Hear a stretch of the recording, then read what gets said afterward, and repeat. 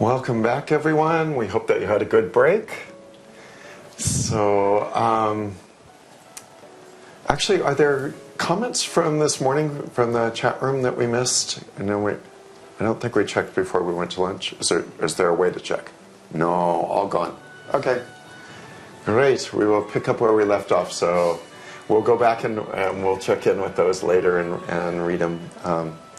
Also, we noticed there were more people who registered since we went to lunch, and I did send out an email with those additional links to this evening's Dao Song Dao Dance. Beautiful. So as a reminder, that starts at 7 o'clock till 8:30 Pacific time, and it's free your heart and soul through sacred dance and movement. So your registration for that is complimentary with the registration for this. Wonderful. So things that we have gone over already. Balance yin and yang. Balance it within yourself and in your relationship. There needs to be a good balance of yin and yang.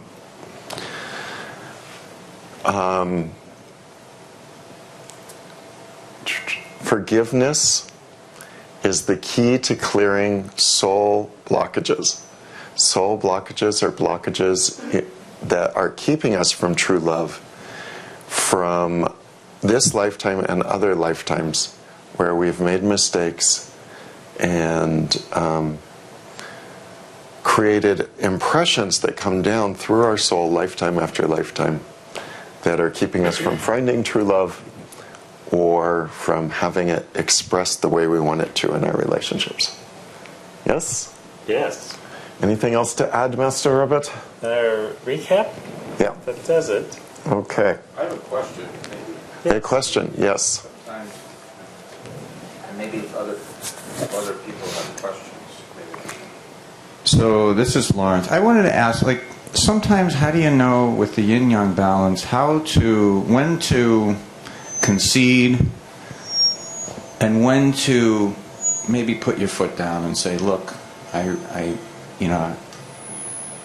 really need to I need to tell you this, and I can't just let this slide, kind of thing. Or sometimes you can let it slide. What do you say about that? Is there a way to know, or some maybe Sure. based on your own because sometimes you do have to say something when something's not right or something bothers you, but other times Well, we've never had any situations like that in our relationship, have we? Well, basically it's the 10 Daos, right? So you check, like Master Sha would always say, check. And in comparison to the 10 Daos, what comes up? And then that beautiful saying from the Dalai Lama, is it truthful? Right? So before you say anything, check three things first. Is it true? Is it necessary? Is it kind? If it doesn't fit any of those three things, then don't say it. I think Master Sha says there are three ways to say everything. Find the best way. So it may not be so much a question of yin-yang, and it may not be that your only two options are to put your foot down or have something continue to happen that's unpleasant. So always find the third way, and there's a way always to approach anything that's happening in any moment, as Master Robert says, can be addressed with the 10 Das, with love, forgiveness, compassion, light. And I would really make sure in that situation that you've got greatest humility. Because often, at least for me, when I feel like I want to put my foot down about something, that's kind of a red flag that my ego might have gotten involved. So check, are you really coming from humility, harmony? And harmony is another big one. one of the things I've been learning since I've been with Master Sha is, because I'm more likely to just speak out and take action, especially in, and so one of the things that I've been learning from Master Sha is will it create more harmony or less harmony if I do this? And it may not be the right time, the right place to speak out. So it might be better to wait or to find another way of doing it. So one of the things I'm practicing is when I see something that I think needs to be changed or fixed, how to communicate that with greatest love, forgiveness, compassion, light, especially if I've already gotten to the point where it's upsetting to me. How can I not let that upset negatively impact the situation? So the same thing is true in a relationship. I find that there are 3 ways to approach everything in a relationship. Absolutely. And I think Master Robert can tell you some of the ways that I've approached have been helpful. Some of the ways that I have approached in the last 20 years, maybe not so helpful. Yeah, and I always count to 10. Always count to 10. There you go. So thank you for the question. Thank you. Yeah. Thank you. So I'm going to left at lunch looking at Shinchijing blockages in our soul, heart, mind, energy, and matter when it comes to finding true love or keeping true love alive. I would hope that you have recognized in yourself at least 1 or 2 blockages that you have. If we've gotten to this point at the workshop and you're saying, well, no, I don't have any blockages. I don't know why true love isn't happening in my life. Then what I would recommend is a little more self-reflection and a little more checking in with yourself about how what you're doing in your relationships is working or not working. And if you want to know what all of your Shinchijing blockages are, just ask all your exes. Or think back to what your exes have told you. That's a really good way to find out what your Shinchijing blockages are. Because some of that may be their stuff, but somewhere in there, some of it's going to hit home that, oh yeah, that's on me. That was really my karma, not their karma. So, there you go. So, love melts all blockages and transforms all life. This is one of Master Sha's basic teachings. In fact, I would say it's the essence, like the 1-sentence secret for me of all that Master Sha teaches. Love melts all blockages and transforms all aspects of life. And as we were saying earlier, that means any kind of blockages. So no matter what is our challenge in finding true love or keeping true love, enough love can melt it away. So we're going to use divine love to melt it away. And remember, when you sign up for this workshop, you get a complimentary golden light field of Da-I. Da-I is greatest love. So it's time for you to receive that. Okay? Would you like that? Yes. Okay. So please open your heart and soul to receive. Close your eyes. Open your heart and soul. And from the Tao calligraphy, Tao-I, will come a Tao-I golden light field. So that's even actually a little above Da-I. Tao-I. That's a whole nother workshop. But just know you're getting a very, very special blessing.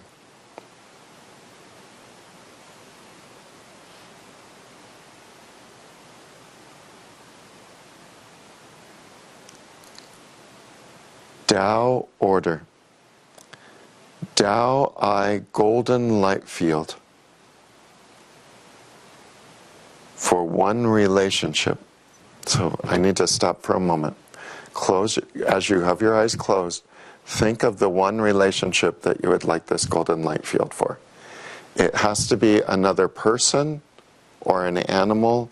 It could be with a person who has transitioned, not with your spiritual teacher, Master Sha, or other spiritual teacher, not with the divine, the Tao, the source. There's a whole different level of Shen Qi Jing blockages with that. If you would like a blessing like that, go to Master Francisco or to Master Sha at one of the retreats or a private consultation.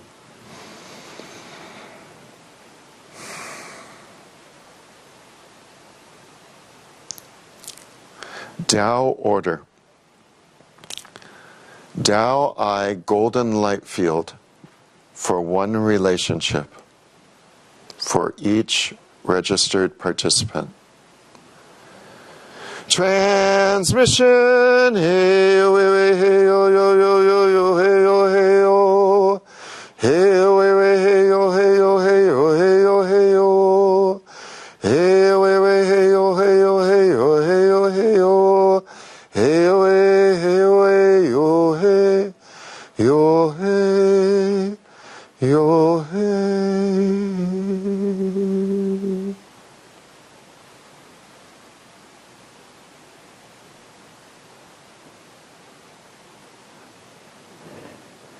How. Thank you, thank you, thank you. Thank you, Master Sha. Thank you, all of the Tao Chang saints and saint animals. Thank you, all layers of the divine Tao source. Thank you, thank you, thank you. Okay, so now we're going to use that to practice. So Master Robert, can I trade places with you again? So we're going to turn on that light field and trace. So for those of you who are new, that's a golden light field that's going into your soul. For most people, it will have gone into the heart chakra. For quite a few people, it went into the first chakra. So you're going to turn on the light field by saying, "Dear soul, mind, and body of my Da I golden light field for my relationship with," and silently name the person. "I love you, honor you, appreciate you.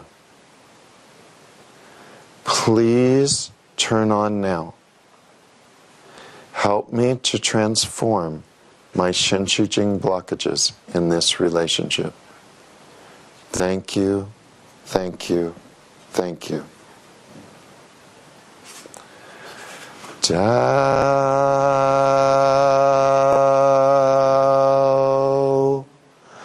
Tao, I,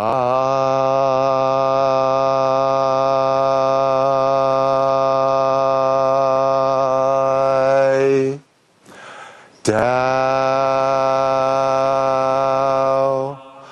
I,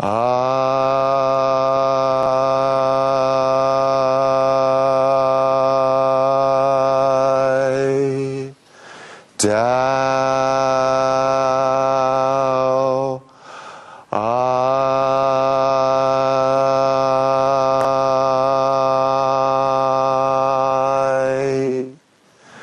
Tao,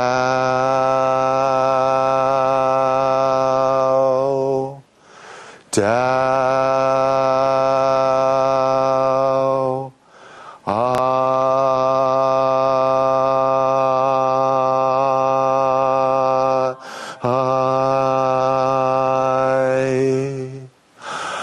Tao, I,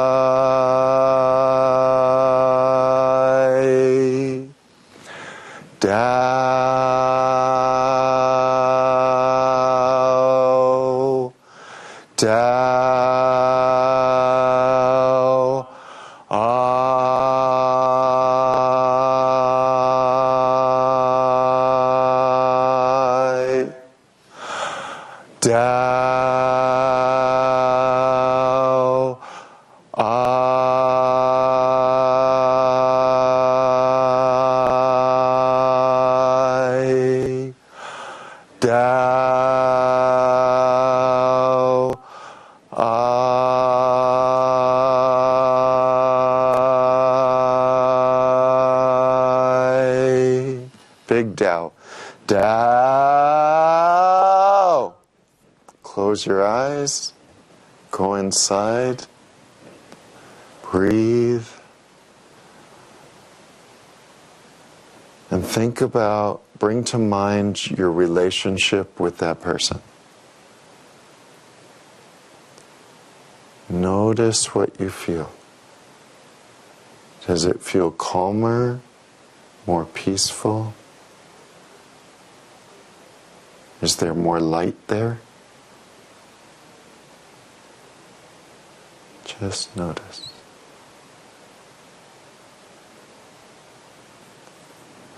Okay, and we're going to continue tracing to just further transform any blockages that we have in any around true love. Anything around true love.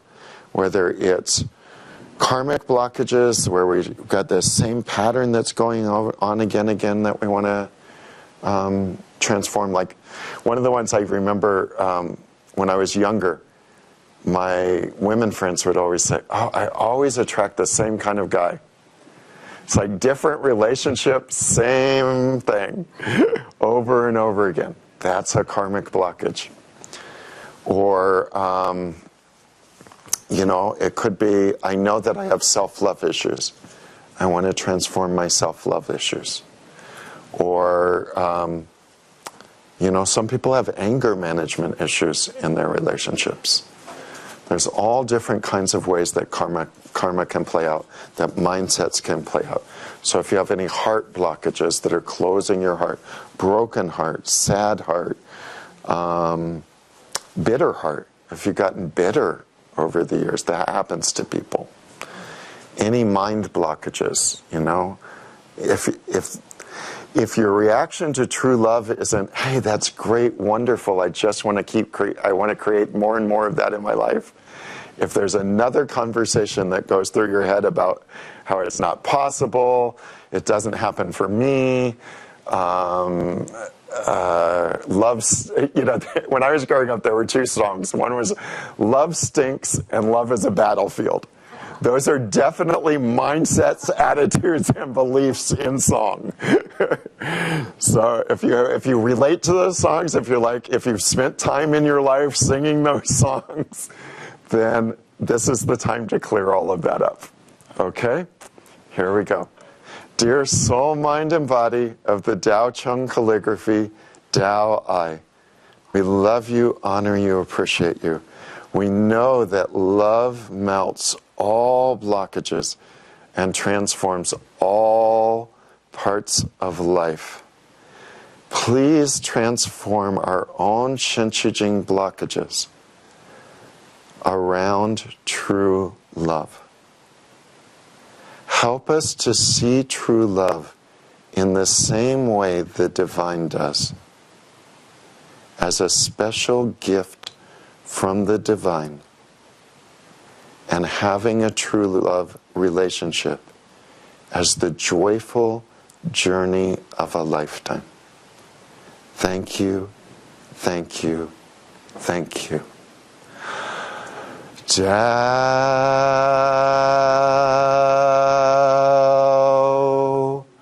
Tao, I,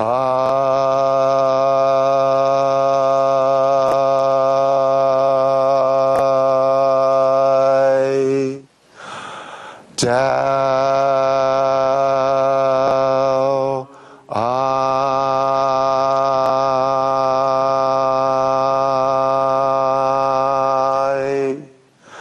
Tao,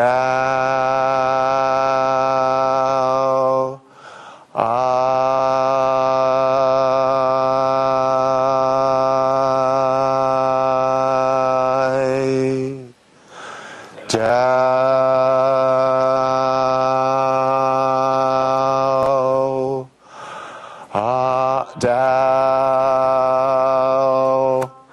I,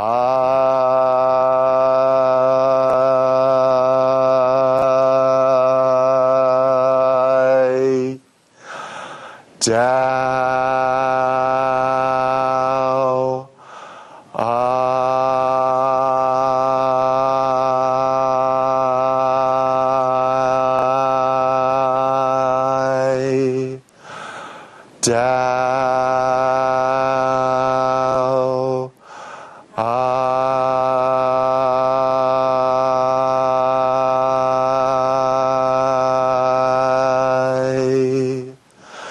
Dao,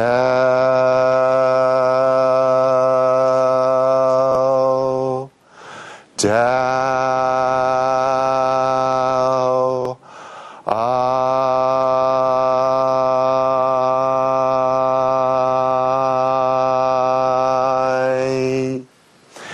Dao, I,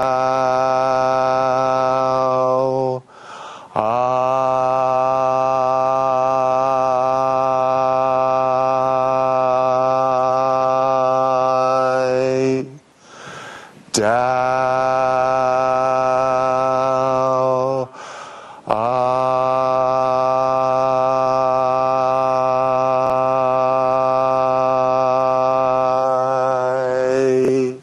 Dao,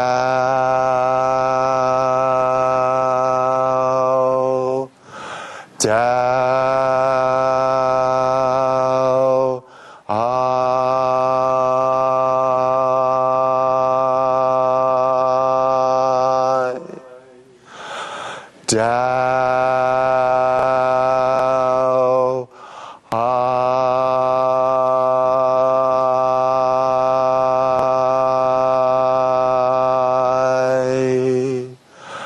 Dao, I, Dao, I,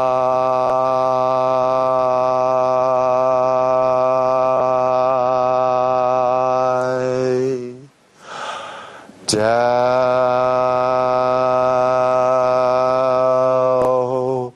Dao, I,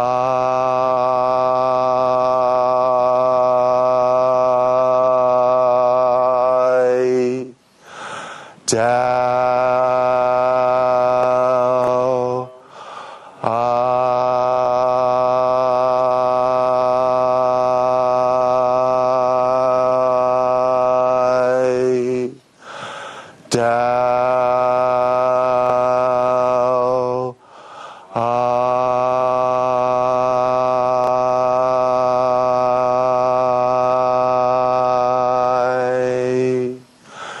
Dao, I, Dao,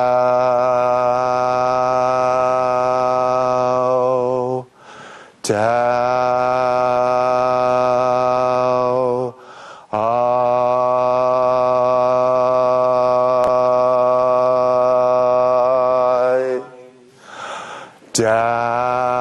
Dao, I,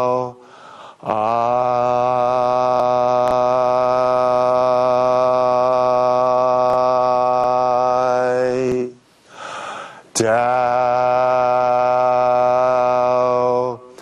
I,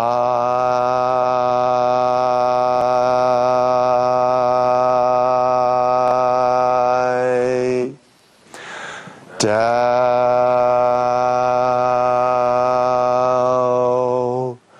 Dao,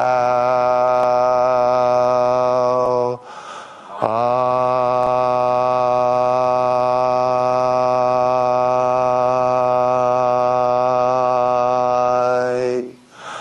Dao, I,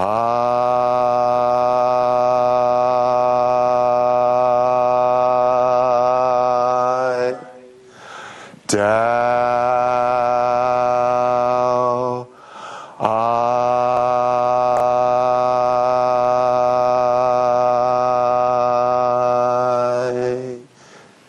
Okay, let's hold there for a moment. Close your eyes. Go inside. Just notice how you feel. Does your heart feel cleaner and brighter? Does your mind feel quieter? You feel love. You feel just the presence of love coming up. Divine love doesn't need to be attached to anything. It doesn't have to have an object. You know, I love that. It just is.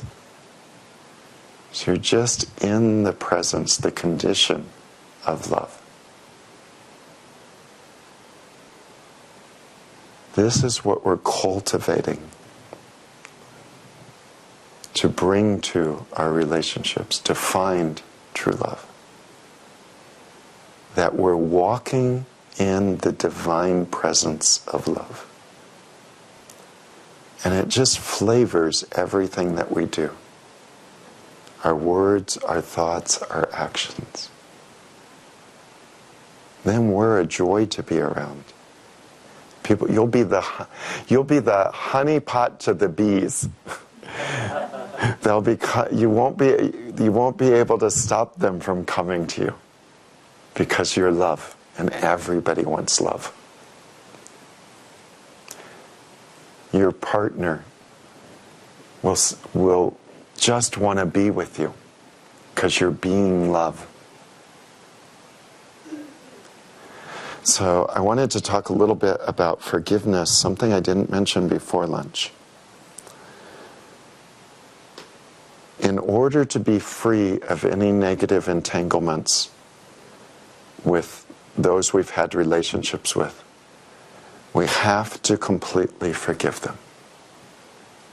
As long as we don't forgive them, we're still connected. Maybe we forgive a little bit, we're still a lot connected. Maybe we forgive a little bit more, we're still half connected. We have to completely forgive.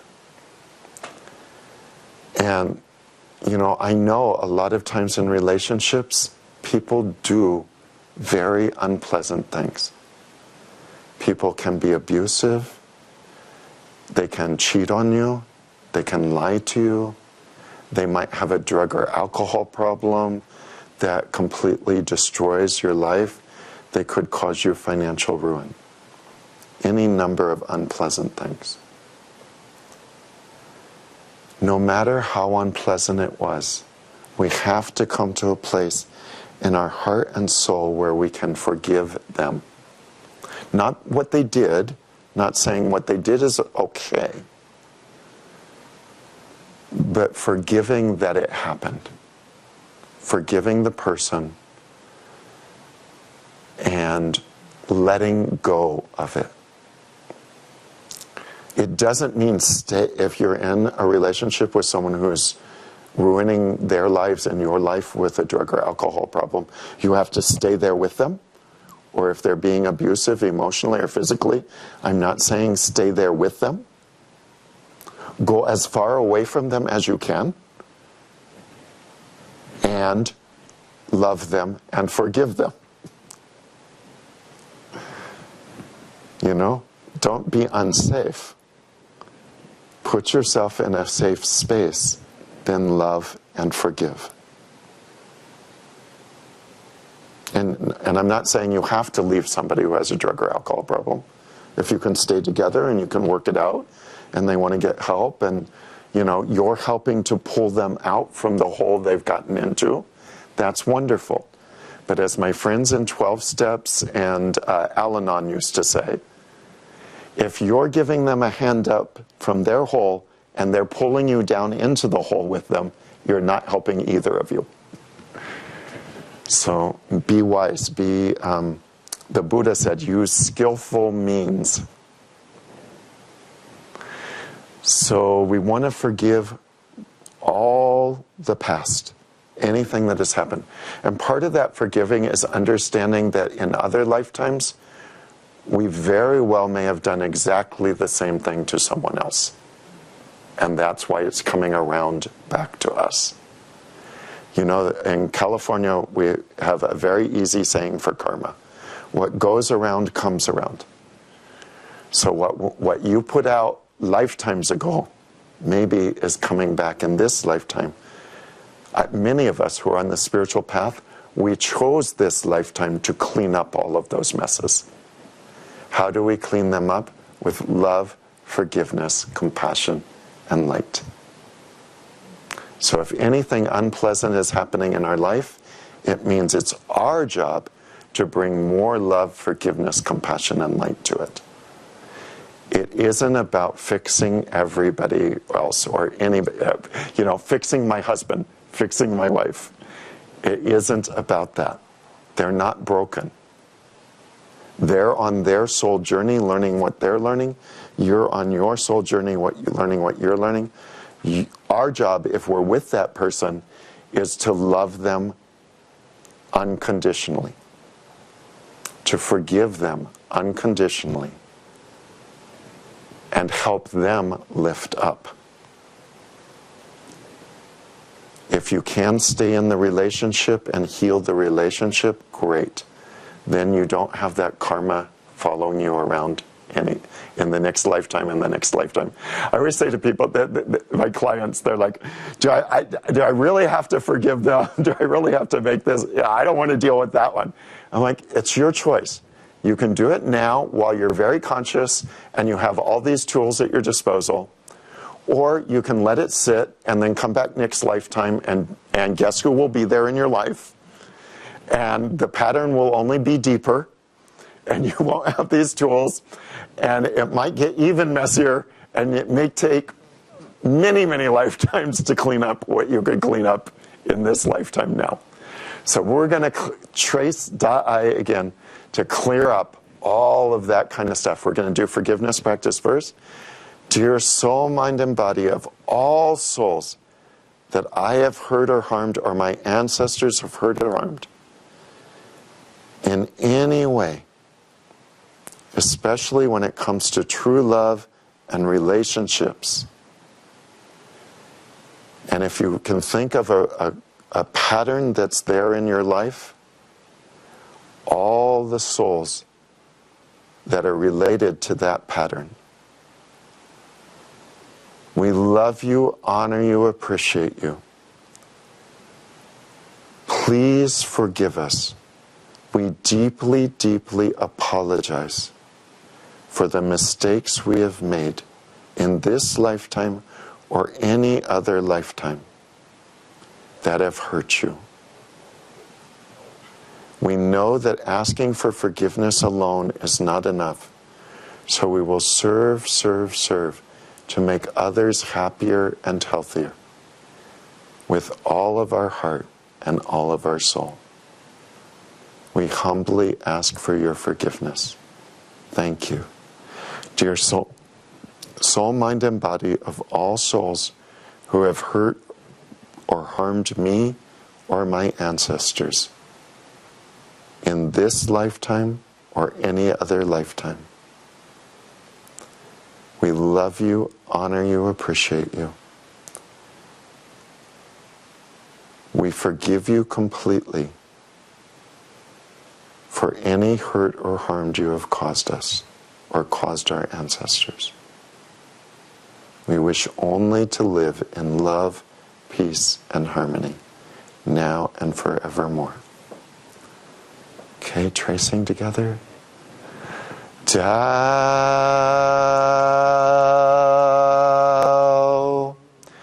Tao, I,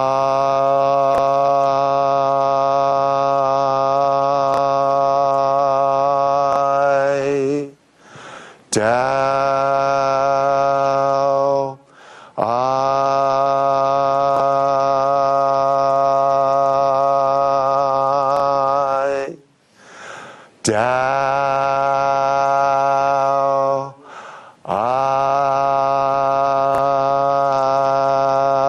Tao, I,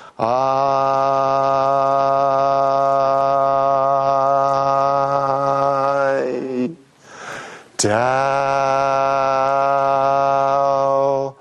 I,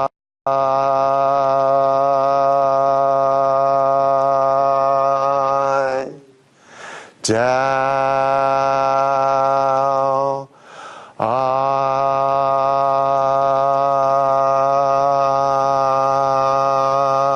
I, big Tao, Tao. How, thank you, thank you, thank you. Thank you, Tao Chung Calligraphy Da-I. Thank you all the Tao Chung saints and saint animals. Thank you, Master Sha. Thank you all layers, the divine, the Tao, the source. Thank you, thank you, thank you. Wow, powerful practice. That cleared a lot. So So I'll just check in. Are there comments in the chat room at this point that we should pay attention to? Just greetings. Okay, wonderful. Welcome, everyone. We're looking at those on the break. Thank you, love you. Very nice to know that you're with us. So we have a real treat now. Master Robert is a great manifester. And I'm not saying that just because he manifested me. But he's really wonderful at manifesting, and he's going to teach us how to manifest for true love. Would you like that? Yes. Okay. Thank you. Well, first of all, I'm just going to talk a little bit about some of the experiences. One of the things when you're manifesting is to get clear. So one needs to get clear on what it actually is, so that you want to manifest in your life.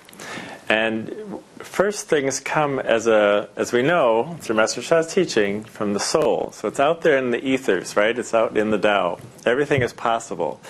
I gave that example before about, cell phones. We didn't even know there was such a thing as a cell phone. And years ago, we had these old crank phones.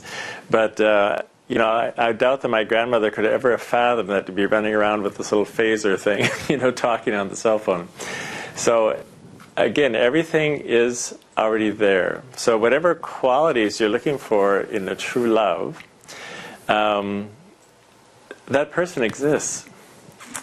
And you just have to be clear. And when you're clear, you will attract that into your life. So, again, from the soul level, but then now in the mind, your consciousness. So then as you get clear on the qualities that you're looking for in a true love. And, it's not really even so much just the true love. There are other things in your life you can, manifest. I'll just give a brief example. As a young child, I always was fascinated with travel. And I loved cars. And so when I got older and I wanted a nice car, I wanted an Audi. And I just thought the shape of it was great. I thought, its performance was good. It looked sharp, those kinds of things. It seemed to be efficient to me, the German engineering and the Reckenfen steering and all those things. So the interesting part of that, though, was, I would consciously think, I really like an Audi, but, I can't afford it. I'm just a little airline employee here in Hawaii, and it's expensive to live here, and I can't afford such a thing. And but what's interesting is that when I would be driving around, I'd come to an intersection, and there would be an Audi. Then I would go, further down the road, then there'd be another intersection, there'd be two Audis, one on this side, one on this side. And then you almost had to start to laugh because, in the next intersection, every corner there was an Audi. There was one coming at me, there was one here in the corner, and this one over here. So, so there is something to that, to bringing consciously what you're looking for, and it comes into fruition. Taking it a step further, so I manifested Audis around me, but I didn't have one. So then I had to take it to the next step, where I actually had to, go to a dealership or go look in the ads and see, the possibility of driving one. Did I really like it? Did I really want that? So forth. And then, the story goes on and on that eventually I got a beautiful silver Audi that was a 3-year lease turn-in at a reasonable rate to get, and I had that car forever. And I just loved that car. So when we moved to the mainland, though, I had to give it up because, at that point it was pretty old and the heater didn't work, and you have to have a heater here in the mainland. But had a good air conditioner. But these are just some of the steps, right, as I'm describing about manifesting. So I'm going to be like Master Hetty. You left that part. Oh, okay.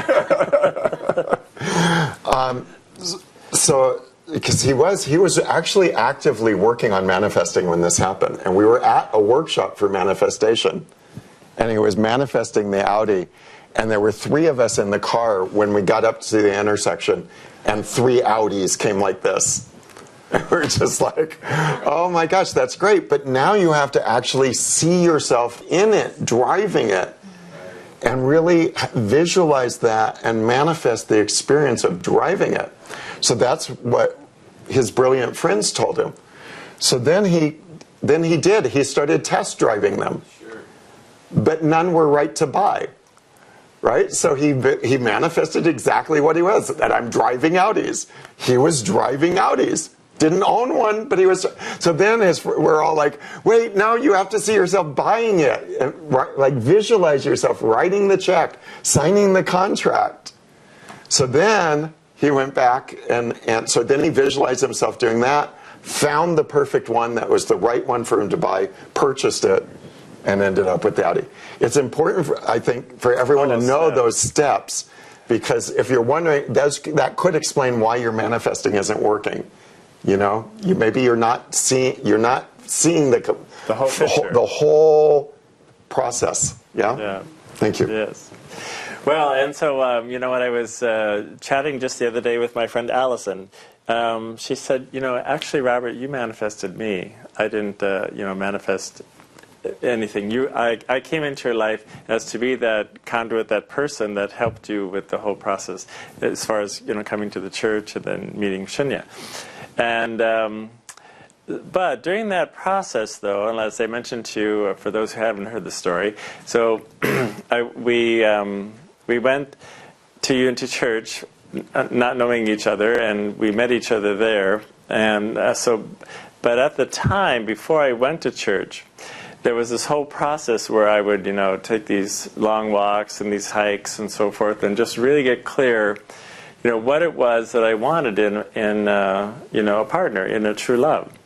And, you know, I wrote down actually a list. So that's an exercise that, you know, for manifesting that your true love, that you should really get quiet, meditate, and think of all the different things that would work for you or you would like in a mate. Let's do that. Yeah. We can do that. Can we do that today? Yeah, we'll do that in just a second. Okay. So anyway, what happened is when I did that, when I created my list, and I was there in church and we were meditating, it was interesting because everything that I had, you know, like, you know, wouldn't hurt if he was tall, dark, and handsome, wouldn't hurt, you know, it had to be spiritual. So here it was in a church, of course, that was a good place to be looking. and various other, you know, qualities down the line.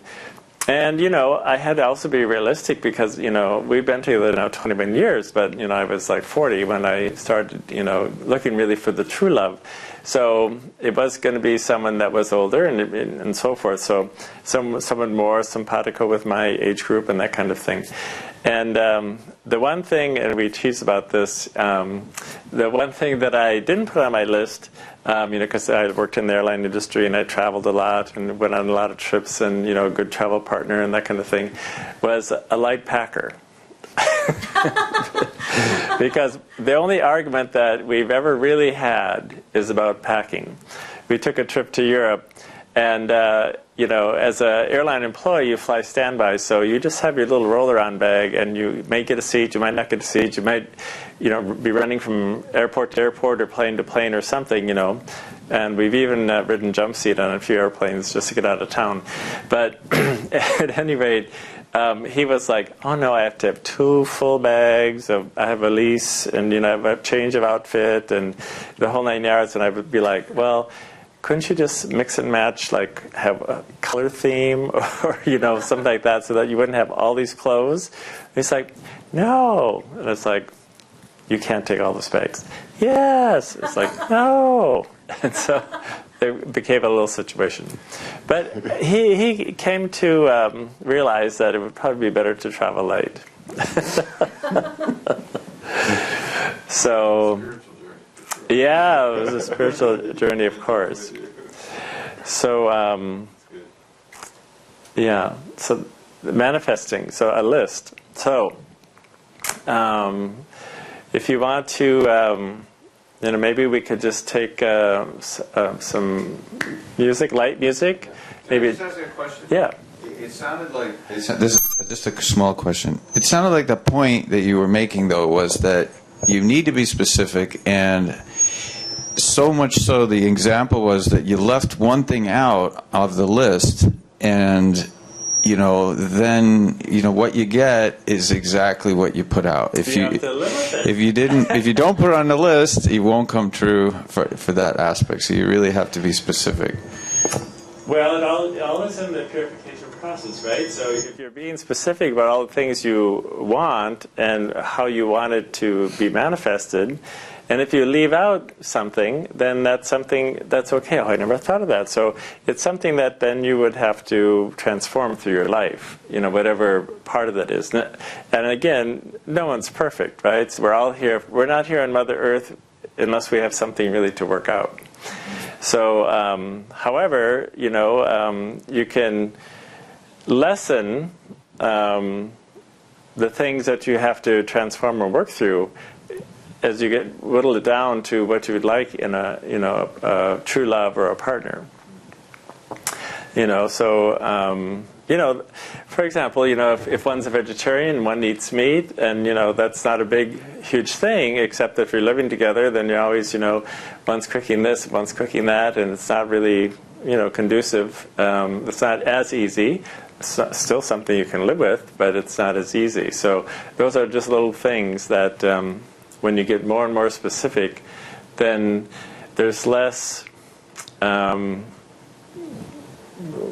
guess you could describe it as blockages or less things that would make it less resistance to any upsets or so forth, like that. Just one last follow-up. What about the attachment aspect? When you go about it, it seems like you're already going about it from a very enlightened approach. Which, but a lot of people, myself included, you have desires. Sometimes you're so attached to it. But I feel like, how do you get rid of the attachment to something in order to actually manifest it? You know what I mean? Well, that's just exactly it. I mean, if there is an attachment, it's going to cause you, as the Buddha would say, suffering, right? Because all attachments are suffering. So if you're saying, I don't know, that has to be a certain hair color or this or that, and it's not going to be, you just have to let it go and be open to, the possibilities, really. Yeah. So if he had an attachment to me being a good packer, this would not have worked out at all. Depending on how, or we worked through that. I mean, you could say he had an attachment to that. I had an attachment to lots of luggage. So we worked through it, So I think, so you're manifesting what you would like to have, what's important to you, Right.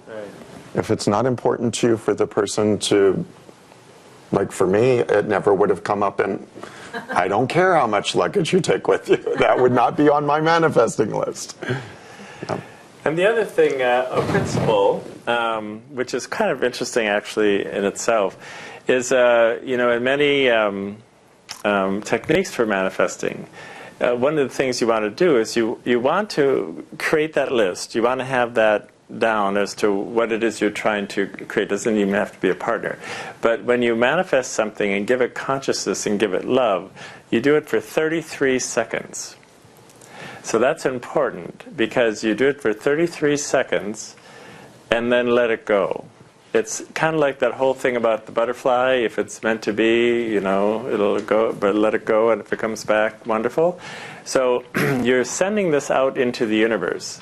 And you're manifesting, you're meditating, you're visualizing it, you're seeing it happen, just like the Audis, I visualized them, saw them, whatever. But you do it for the 33 seconds, and then let it go.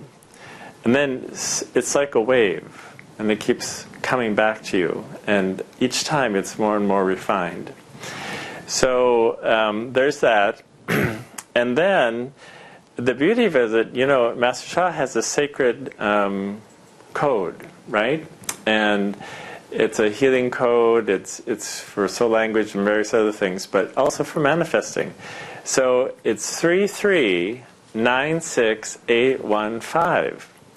So San San Zhou Lu Bai Wu in Chinese. But you can say it in English, but you can chant that mantra, San San Zhou Lu Bai Wu, San San Zhou Lu Bai Wu, San San Zhou Lu Bai Wu, 3396815. So the fascinating part about this whole thing, and we shared a little bit about our story about when we got married, at Unity Church. It was in area code 96815, and that's where we met Master Sha, was at Unity Church, 96815, 3396815. So when we were looking for that spiritual life, and we are now together, and here comes Master Sha, and he's telling me, can you remember this mantra, 3396815? I was already in alignment that 96815 was a special number because it was in the foothills of Diamond Head where we lived. And in the Hawaiian culture, that was a very healing place where they did their healings around Diamond Head crater. So when he's saying, chant 3396815 to manifest your healing and so forth and on, it all just really was in alignment, and it made sense to me, and it was kind of a no-brainer, so to speak. So again, when you make your list of whatever it is you're trying to manifest, again, you give it but love, you give it light, you visualize it for that 33 seconds, and then let it go, and then revisit it and come back. And you're going to have to do this for a while, because it won't necessarily instantaneously happen.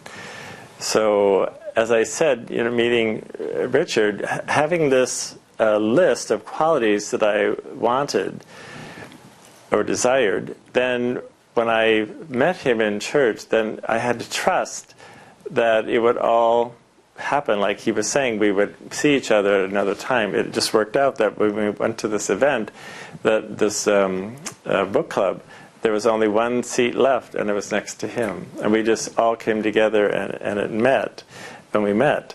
So it's having that trust, giving it love, and allowing the endless possibilities to come. And because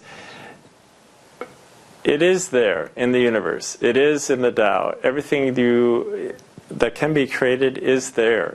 So it isn't like you should say it doesn't exist or it can't happen or whatever the case may be. So, did you want to add anything to that? I think we should give people a little time to make their list. Yeah.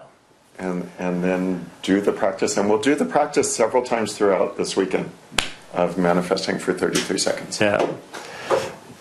So maybe we'll put on some manifesting music. And as we know, love melts blockages. How about the normal reverse creation? Sure. Yeah. That could always be. And we'll just give it a few minutes, and we'll get quiet and just... So for those who are in a relationship, if you've already got a true love relationship, manifest what you would like to see with your beloved.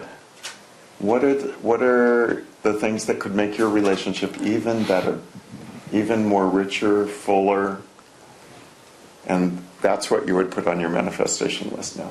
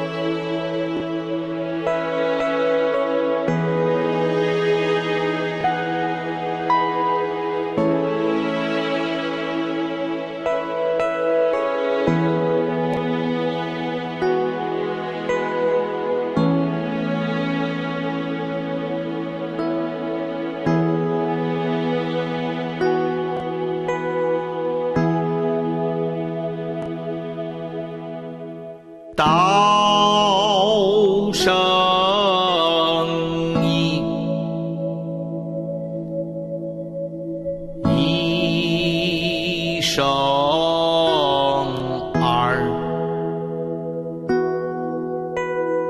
二生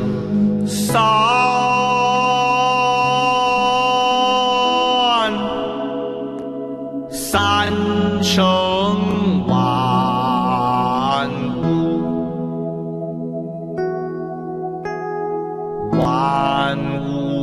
归三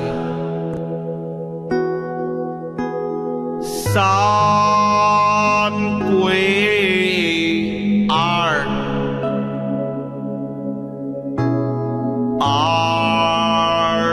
归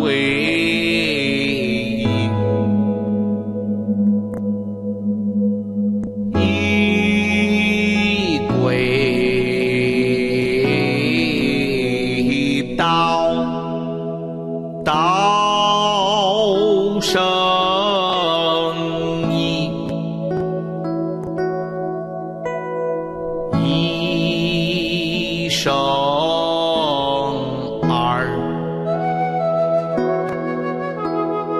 二生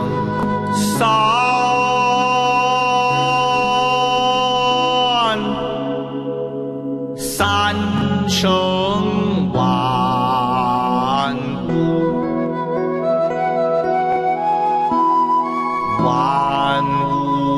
归三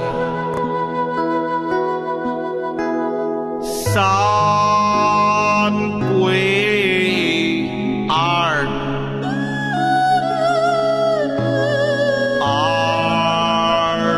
归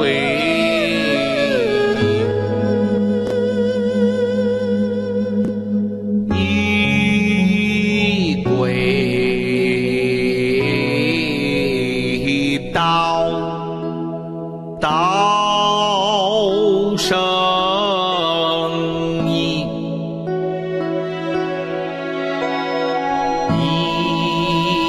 生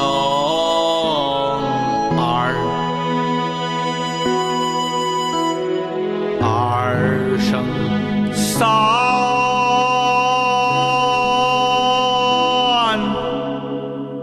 三生万物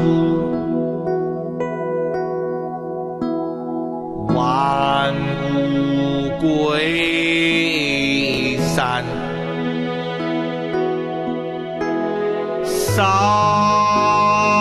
归二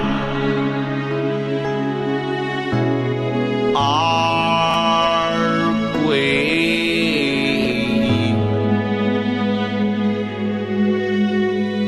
一归道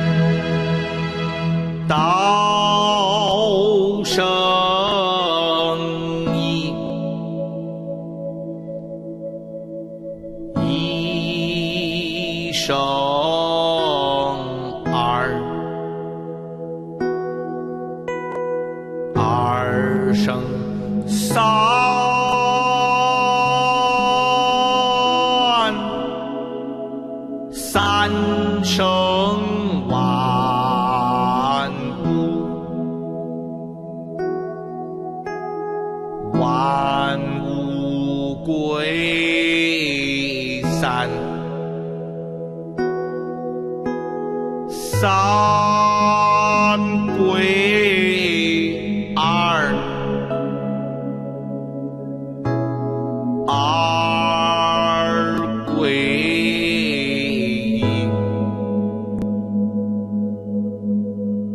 一，一归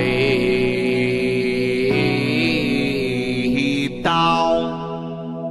道生一，一生二，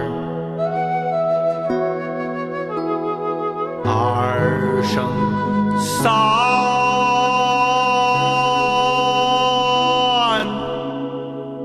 三生万物，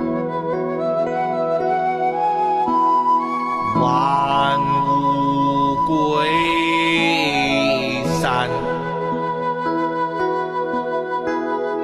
三归二，二归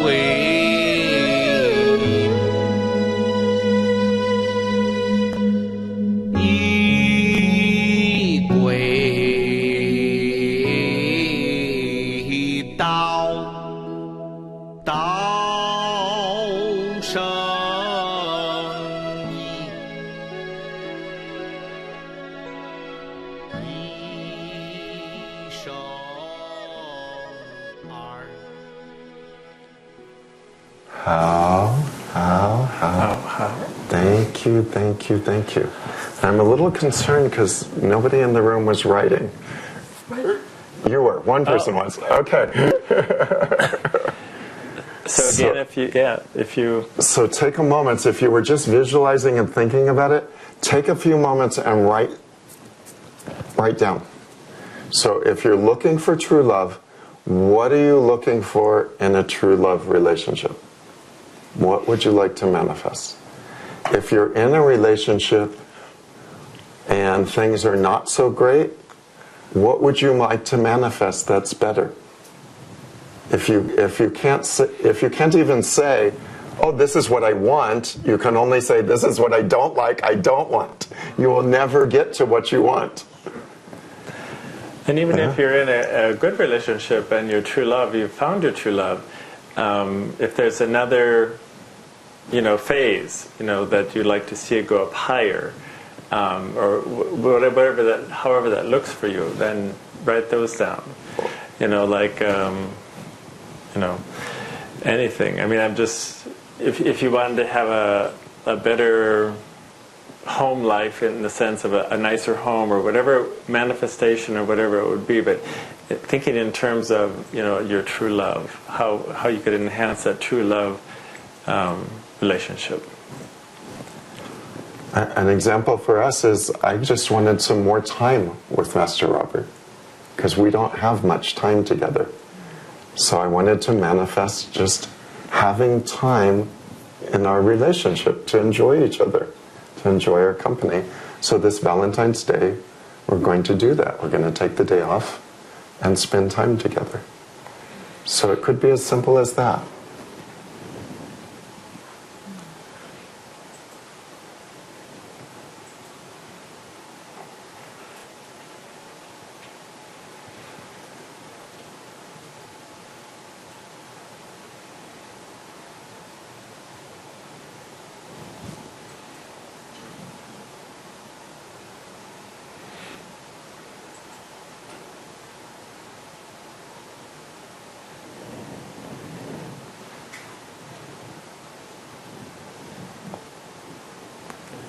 Thank you very much.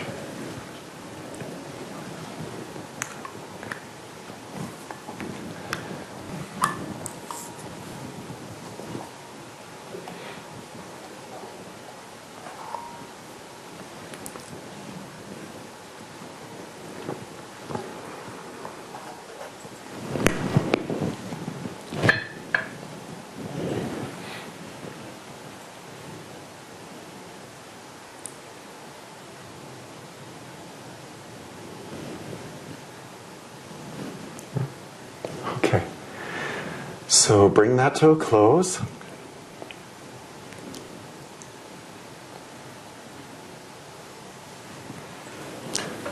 And now we're going to spend 33 seconds manifesting that. Do you want to lead? Sure. So again, have in your consciousness those things that you would like to manifest in terms of your true love. Visualize, say, that person.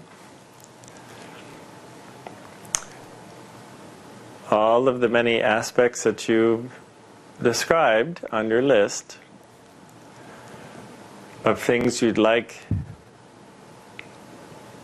that relationship to reflect.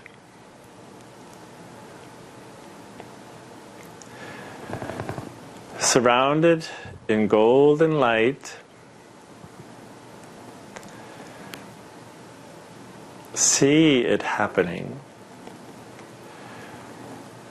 It's not just the wanting. See the next steps. See meeting that person. Or in the case of a person you already have met, enhancing. See those enhancements that you're putting down on your list. See them manifesting. I know for many people, they would say, I never thought my husband or my wife would do this or want to do this or so forth. But see, like, all those wishes that you'd like to see happen and make manifest happening.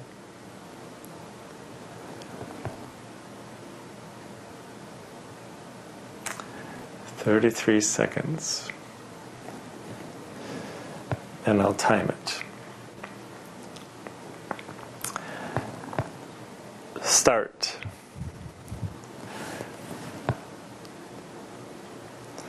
San Sanjula Bayavu, San Sanjula Bayavu, San Sanjula Bayavu, San Sanjula Bayavu, San Sanjula Bayavu, San Sanjula Bayavu, San Sanjula Bayavu.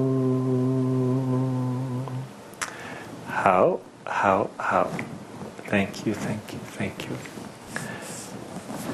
So for the purpose of our exercise here, we are going to verbalize and talk about it, but you would have that vision, and you would do that for 33 seconds, and then you would go about, whatever next was on your daily activity or whatever you were going to do.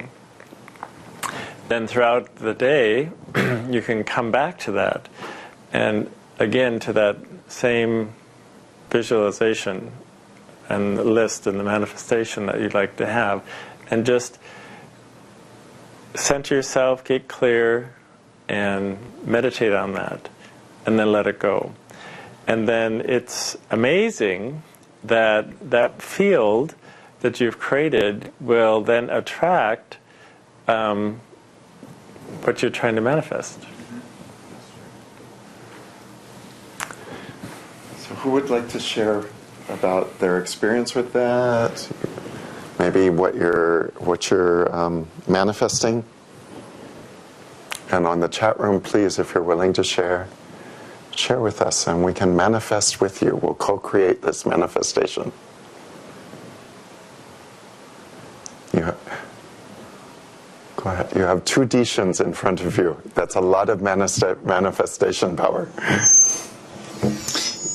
This is Lawrence. I could feel the power. It was much more than if I would do it by myself. I recently got the reading. For myself, I become very, I would say, unattached to superficial things. But I got a reading recently that I need a safe car. a new car, a safe car. So that was the first thing that came to my mind, and it seemed very easy for this exercise. So I focused on, first of all, writing down what I wanted in that car. So I put that it was safe. I put that it would be fun to drive. I put that it would be comfortable and also stylish. It had some, cosmetic beauty to it. So I thought about a silver SUV because I like SUVs. They're, I drive sometimes to the mountains, and I wanted something that would be, adventurous. Some specifications about the audio because I give a lot of classes with music, and so I prepare that music while I'm in the car sometimes. So I wanted that. And under a certain amount of miles, I wasn't thinking of a new car, but I was thinking of a very nicely, lightly used, SUV.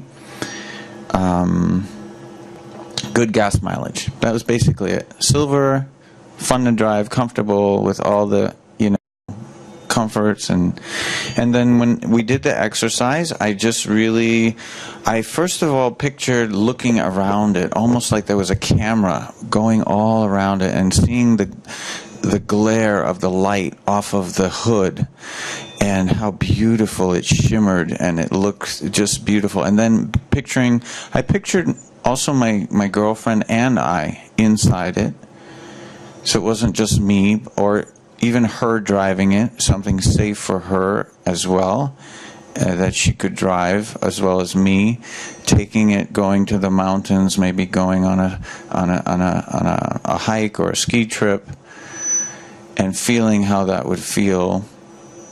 And it really felt good, and that was how I did it. Yeah, thank you.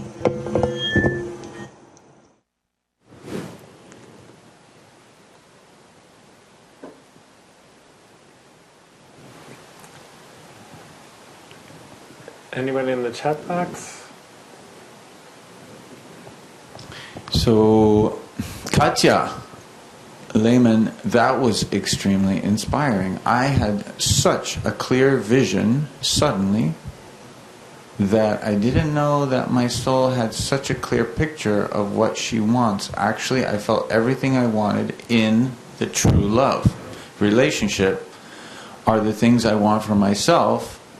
And the greatest pleasure is to have someone to share the love of my heart. Beautiful. And that his heart is aligned with my dreams.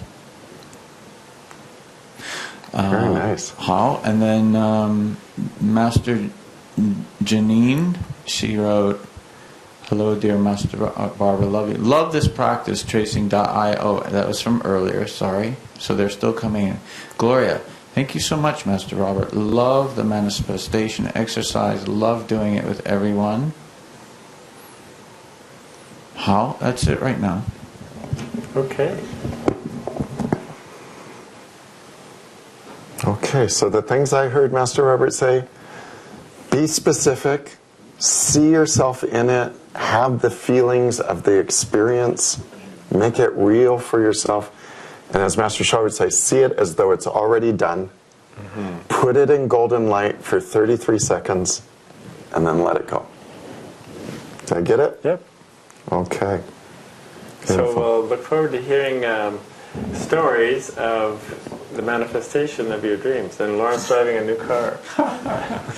Yeah, I just wanted to share that being on AV, parking outside the center is always, important because you're time driven. You want to be here, and so I get a lot of practice manifesting parking spaces. And I actually, learned from Master Peggy a while ago to talk to the parking spaces, and no matter where I go, you might say I have very good parking karma. People are very surprised in incidences where they can never find a parking.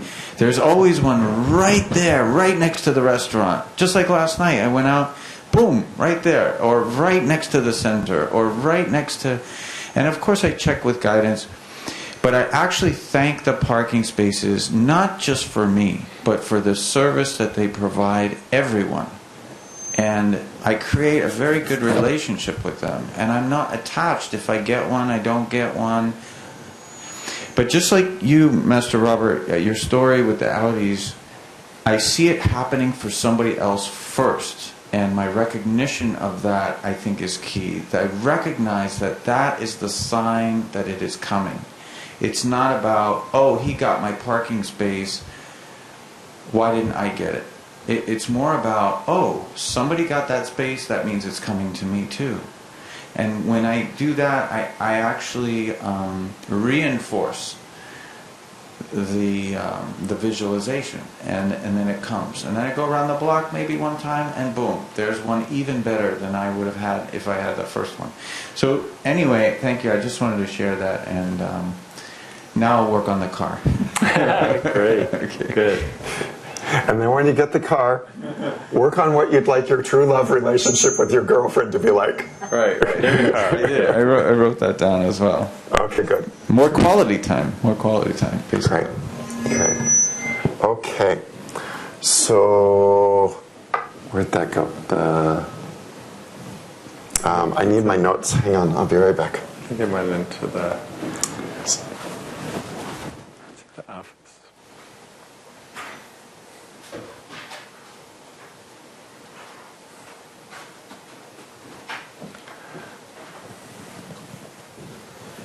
Okay. I see one more comment.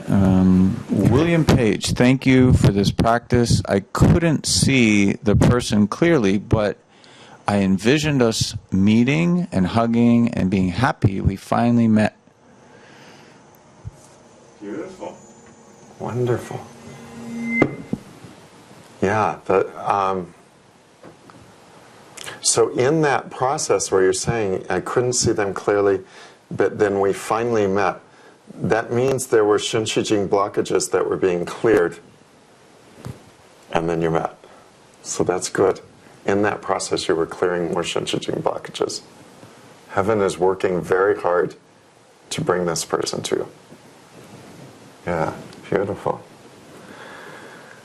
Okay. So, one of the 5 super easy tips for finding true love, and also for keeping true love alive, is raise the frequency of your relationships to that of higher love. So it starts with us raising our frequency to higher love. And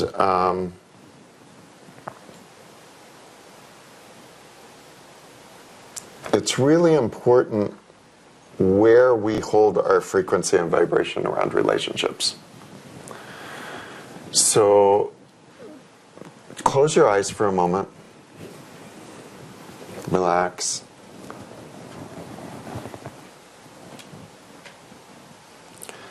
Think about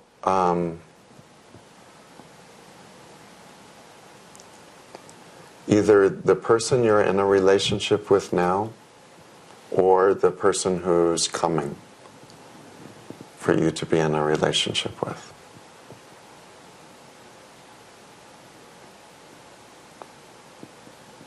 And look in your body. Where does that relationship sit in your body? Like, where do you hold that relationship?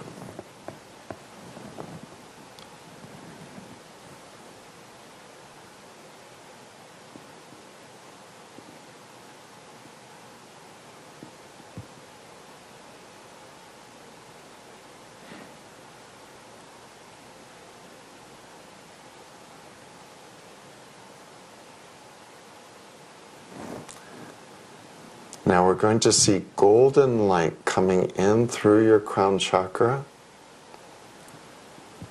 going down to that part of your body, and lighting up your relationship.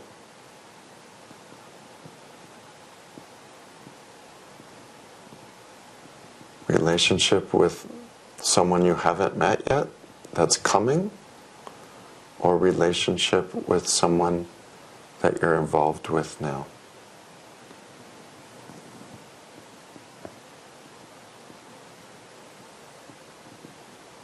your primary love relationship.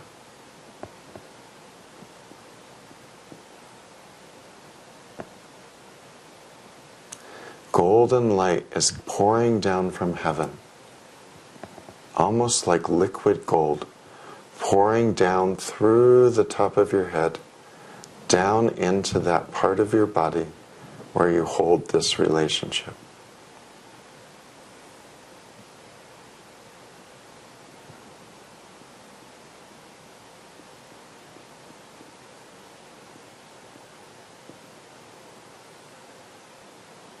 Filling with light, golden radiant light, uplifting this relationship.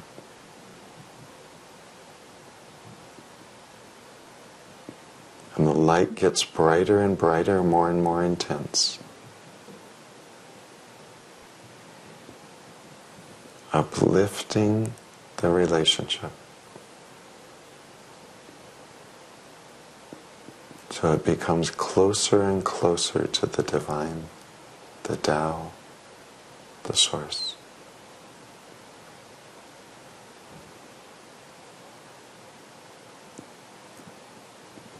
How? Thank you, thank you, thank you.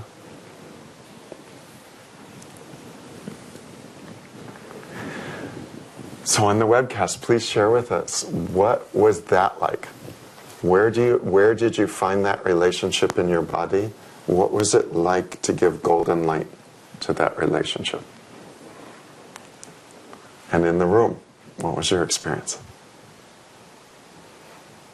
Ryla? It was in the heart. There's a microphone there. It was in the heart, and it went to the heart.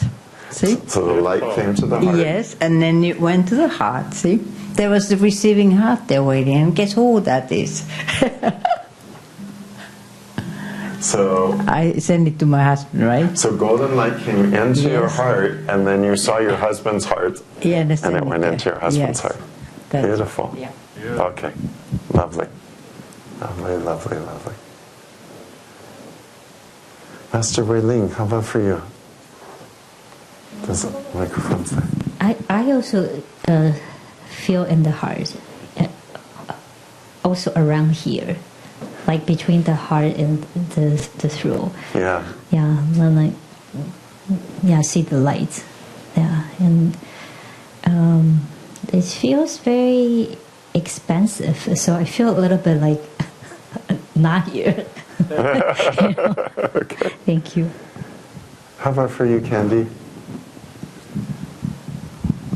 No? No, okay. Okay. Okay. And Lawrence? Yeah, I also felt from the heart a huge expansion, and it started off with my girlfriend, but then it became bigger than the galaxy. It just became huge. It just went and just went way out into nothingness. Yeah, something like Okay. that. Beautiful. Thank you. How about on the chat room? Have they had time to respond? Not yet. Okay.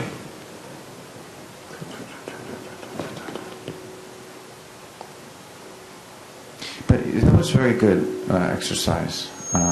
I can tell that in the past, my relationships would have not started in the heart. And so just to know, just to have that exercise to say, you know, where are you connecting with that other person? You know, we take for granted all the blessings that we've had, but I can tell you, I know that was not the case even just a few years ago. So thank you. So, thank you. Where was yours?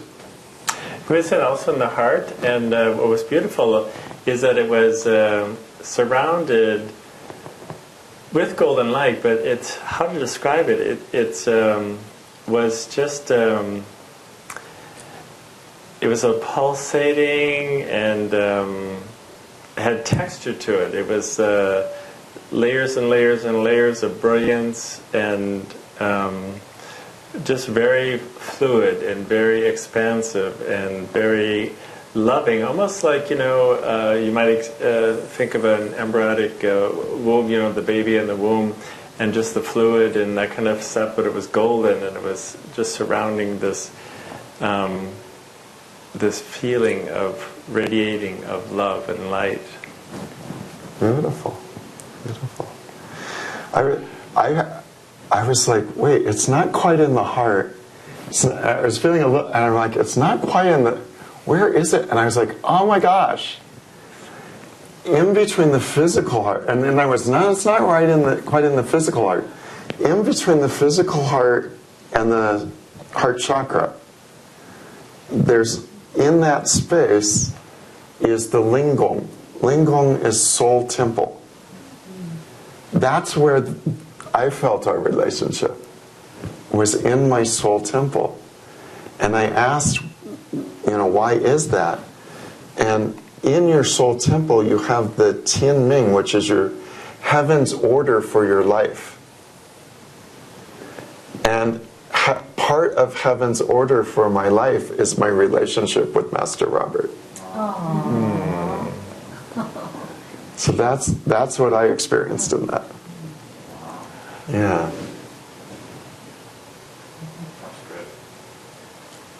I'm very blessed, yeah.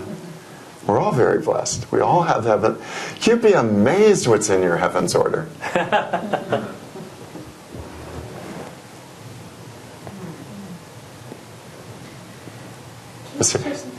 Yeah. That actually makes a lot of sense, right? Our true love is part of the heaven order. It's like it's a blessing, a gift that it's already written in our soul temple. And when you have your true love, you can, 1 + 1 more than 11.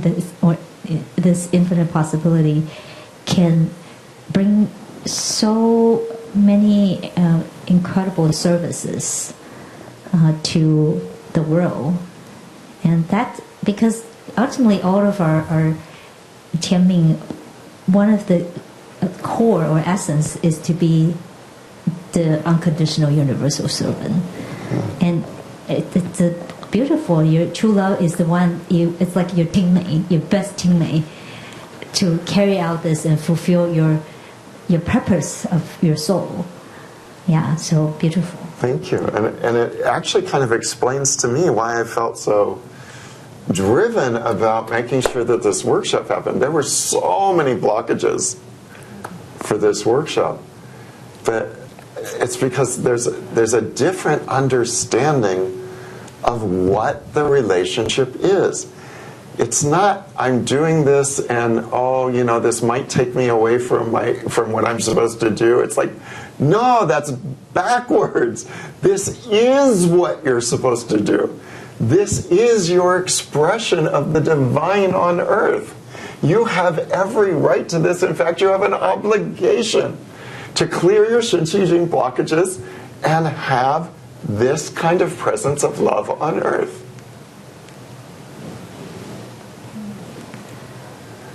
Okay, what's to say in the chat room?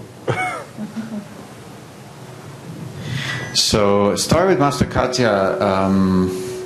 That was extremely inspiring. I had such clear vision suddenly that I didn't know that my soul had such clear picture of what she wants. Actually, I felt everything I wanted in the true love relationship are the things I want for myself, and the greatest pleasure is to have someone to share the love of my heart. I read that already, and his heart is aligned with my dreams.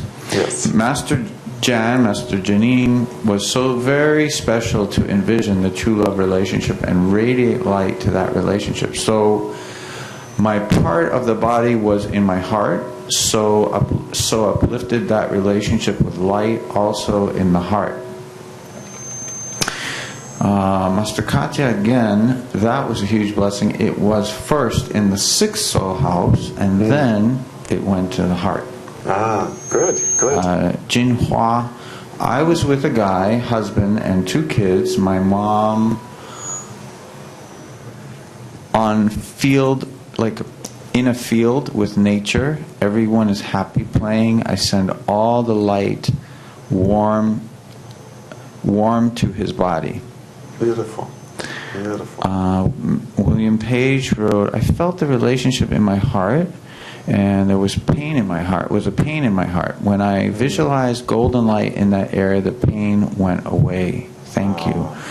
Great. Katya again continues, it was a very warm feeling. Master Janine continuing, the field of light expanded beyond the heart, so above the crown and around the whole body, then expanded in infinite size until I could not see it anymore. It was in the spiritual heart. Yes, that's the lingo. Beautiful. Oh, very nice. And Victoria wrote, what if heaven has a plan for me to meet so-and-so next year, but I make a list of what I want in a person which is different from heaven's? I would rather go with heaven's idea than mine. And so it is. So the best thing is that you realize that heaven has the best plan, and go with that. Heaven needs our hearts and souls to be open for it, for heaven to do their job. The manifesting is opening our hearts and souls to the possibility. Now, and that's when we were talking about attachments. So if you're attached and somebody's coming for you, and you're like, well, no, you don't have this, and I said blonde hair and you have black hair, and I said that you should be financially comfortable and you're not, and and you just tick down the list and use it as a way to discard what heaven is bringing to you. Obviously, that's not going to work in your benefit. But the way you're thinking about it is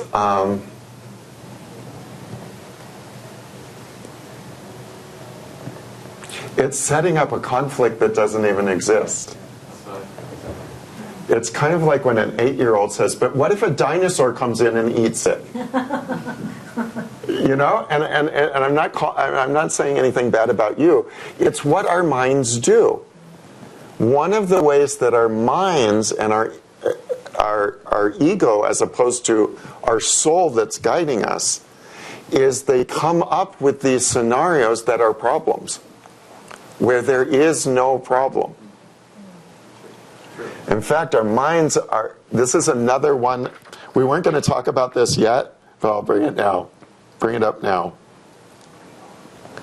Life's not as serious as our minds would have us believe. So lighten up. One of the 5 super easy tips for finding true love. Our minds will take us down the wrong path. If we entertain stuff like that with our minds, we get problems where there is no problem. We get unpleasantness when there's actually everything's fine. Our minds want to make the ego, the mind, the negative part of that. The mind's job, the ego's job, is solely to keep us alive. Right? The ego is the part of us that says, I'm me over here and you're you over there. Right? I'm not a chair. I'm not Ryla. I'm not Lawrence. I'm not Robert. I'm me. And I have the possibility of dying, so I need to keep myself alive. Which is a really great thing if you're about to run out on the freeway in front of a truck that's going 60 miles an hour. It's really good that you have an ego in that moment. Because then the ego goes, I don't want to die, and jumps back. Makes your body jump back. Thank God we have that. Without that, none of us would have been able to cross the street as children. The problem is that the ego has taken its job so seriously that it's making everything like a truck coming down the freeway. So we say, but what if this happens? What if I'm manifesting a brunette and a blonde comes? It's like, go with what showed up, right? If every other sign says yes, I mean, your heart and soul will know. Follow your heart and soul. Don't follow your mind. Follow your Yuanshin. Your Yuanshin is the soul part of you that is connected to the Tao. That part of us already knows everything when it's right or wrong for us. The moment something comes up, our Yuanshin knows. What we're doing this weekend is we're clearing ourselves so we can hear our Yuanshin. Because our mind is so noisy. Our past is so noisy. Do you want to add anything to that? Makes perfect sense. Okay. All right. So, life's not as serious as our minds would have us believe that it is. Just lighten up. Your relationships will be much happier. Your life will be much happier. Your partner will be much happier. Heaven will be much happier if we don't take ourselves so seriously. One of my favorite cute little children's jokes is, why can angels fly? Because they take themselves very lightly. And that's what we need to do. Take ourselves very lightly, our lives very lightly, and trust that the divine will provide what's needed. Okay? Any other questions, comments, concerns in the chat room? Well, we have a couple more. Thank you, Master Shunya, for that wisdom and for that response. It was beautiful. Elizabeth Reveille, light went to my heart, and without me doing anything, the light and the divine raised us up into the light. The light and the divine raised us up, I believe, and up into the light. Yes, expansive too. Thank you so much. Beautiful. Master Nadia, it's so nice to be done for this chapter of my life and work on improvement and continue to nourish a relationship. Now, as I see my life, it seems such hard work to be single and to date before meeting the one. Which was that Master Nadia? Yeah, I guess she's implying when she used to be single, and now she's reflecting on that. I understood. Wonderful. I understood, and that's actually a manifesting technique that I've used a lot. Is okay, close that chapter of the book. Now, what do you want the next chapter to say? Back in the 1800s, they used to write chapter titles, and they would say like, Chapter 13, in which Huckleberry Finn finds himself floating down the Mississippi and Jim gets himself in a mess of trouble. Right? So I would write the next chapter headline. You know? Chapter 13, in which Shunya finds his true love and they meet in church and they have a wonderful life together. Or, like now I'm writing chapter 17 in which, Master Shunya and Master Robert have a great adventure in Hawaii. They go see their spiritual teacher, and then they spend a week lying on the beach, resting and rejuvenating, having a wonderful time visiting with their friends. So you can do that to write the story of your life. You are the writer, director, and producer of your life. If you don't like the script that you're living, rewrite the script. You can change the cast and characters. You're the writer, director, producer. All we have to do is get rid of our Shinshijing blockages, because they're sort of like the... I don't have a good metaphor for it. It's in my head, but it'll just complicate things. But the Shinshijing blockages is what we're clearing, so that when we write it, it comes out as beautifully as we envision it in our imagination. Then we're just the manifestors, we're the creators. This is what Master Sha envisions for us, that we are just the creators of our life, the same way he does. He's giving us every power and every blessing to create healing, happiness, transform our life to positivity, serve great numbers of people, make the world a better place, make our life a better place. That's what Master Sha wants for us.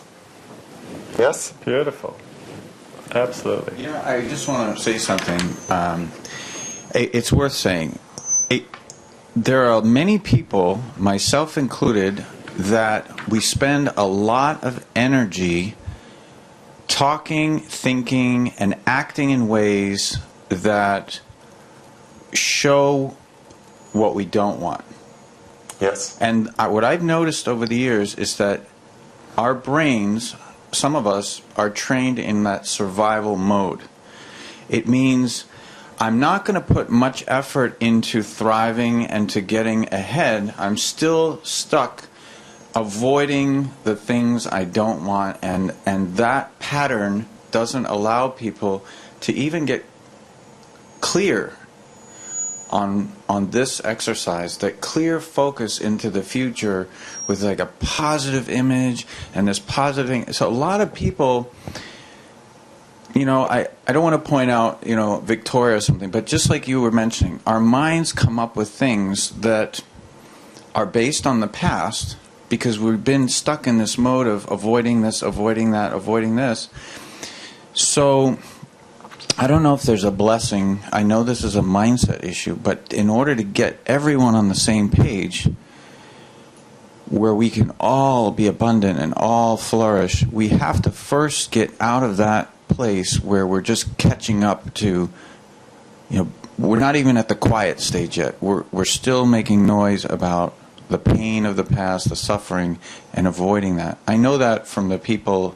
Now I see it in my friends, I see it in my family. I used to be like that. So when I mention all my goals to them or my aspirations and things, you know, the first thing that may come up is, oh, but you know, what about this and what about that, and you know, all those doubts and worries and fears come up. Sure. And that used to be me. So I just wanted to mention that we're all, you know, we're all in this together. So I have compassion for all those people who still. Yeah. And it was great. What was it Victoria who said about, you know, but what if you're manifesting this and heaven's creating that? You know, because it just showed what our minds do, right? Right. Now, what we want to do is we want to have our manifesting as much in alignment with heaven as we possibly can. And one of the things that keeps us from doing that is being stuck in the past, complaining about the past, worrying about the past, projecting the past onto the future, anything except being in the present moment. You know, that's our ego. That is your mind. That is your ego when that happens. That is not our friend. And I think Master Wei-Ling, wasn't it? Master Wei-Ling, God. Master Wei-Ling, please forgive me. Your most recent workshop, didn't you do a Mubu Wang Shi or Bu Wang Ting blessing? Okay. So if you want a blessing for that, it's close the leaky body. Stop speaking pollution. Stop listening to pollution. So when your family's like, well, what do you mean you're going to do that? Who do you think you are? Yeah. You know, you tune it out.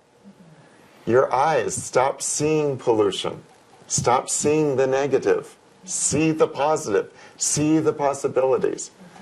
So if you want that blessing, get a hold of Master Wei-Ling.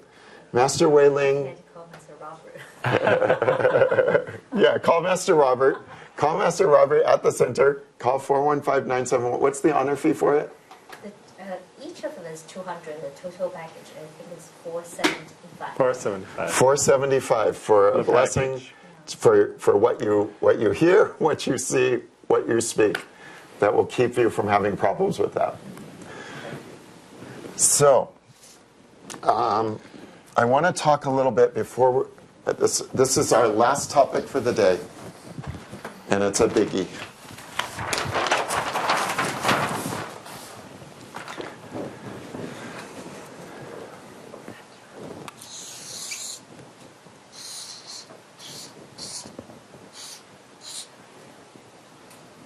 Let's see, is it a happy face, a sad face? Happy.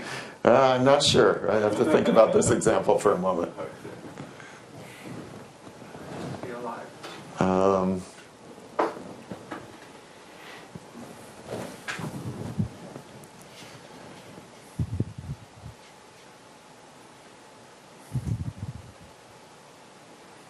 Okay, I'm just going to make it neutral.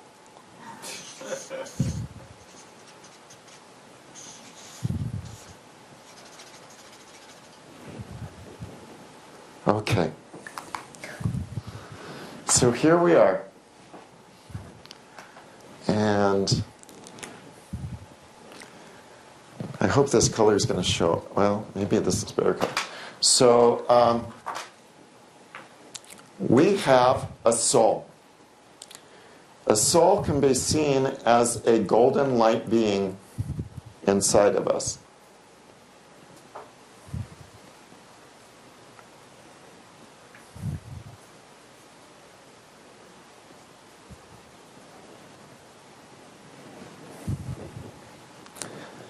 It might be sitting here, it might be sitting here, it might be sitting here, here, here. The more elevated your soul standing is, the higher the being sits. When you reach the place of the heart, you've reached the first level of enlightenment. So we have a soul,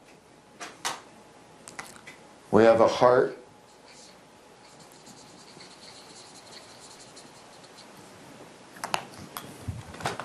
we have a mind. Is his heart on his sleeve?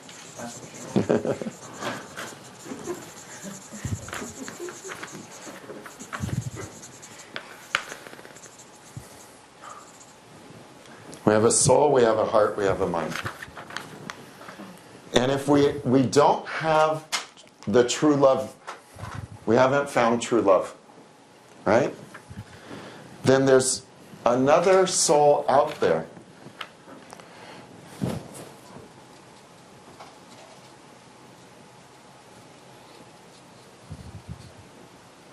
We've already started manifesting.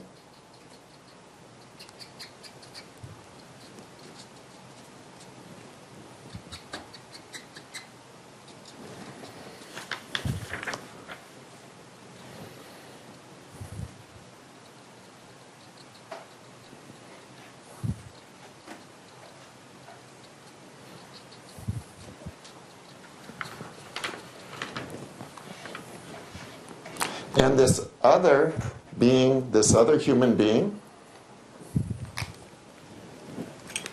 has a soul,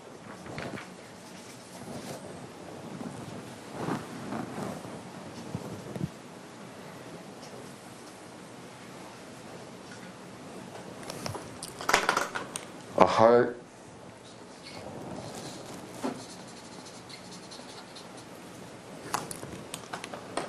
and a mind.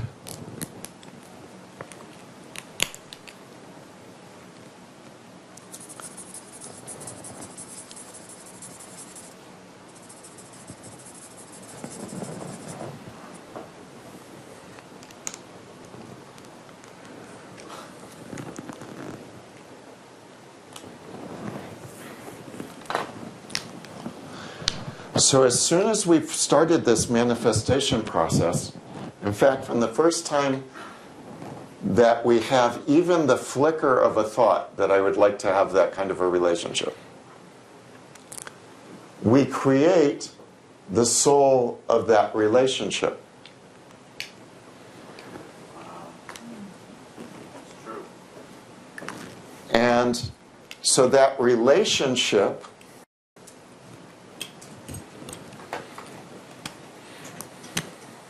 we start creating the relationship. guess what the relationship has? A soul,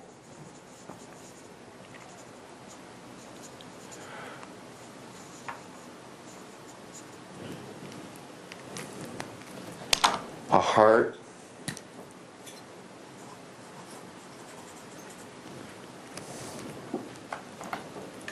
and a mind.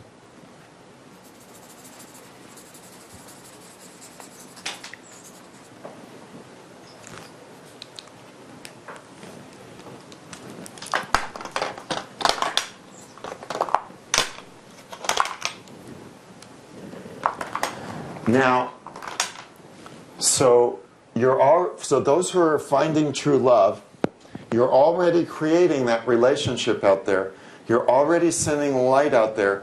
Heaven is drawing that person to you. The light, that person is coming towards you, and the relationship soul is forming. It's being born. The relationship soul is affected by all of the thoughts, all of the feelings, all of the experiences of you. And all of the thoughts, all of the feelings, all of the experiences of your beloved. Wow, that's great. So this might be a really healthy, vibrant, wonderful, beautiful soul. It might be a soul that needs a lot of love, that's not very strong, or a soul that has a lot of negative messages. So we have to purify our own soul, heart, mind, and body to create the best soul of the relationship. Then, what happens over time, this person actually shows up in our life. So for Master Robert and I, we're sitting in church one day. Lo and behold, there we are.